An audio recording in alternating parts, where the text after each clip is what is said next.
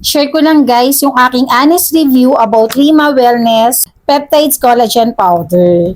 So, nagtitake na ako nito for almost 2 weeks na. Naramdaman ko after kong uminom nito, napansin ko na mas naging firm yung aking skin. Napansin ko rin yung aking joints mas naging flexible. Napansin ko na kung before ay yung aking hair fall ay masyadong madami, medyo nabawasan yung aking hair fall.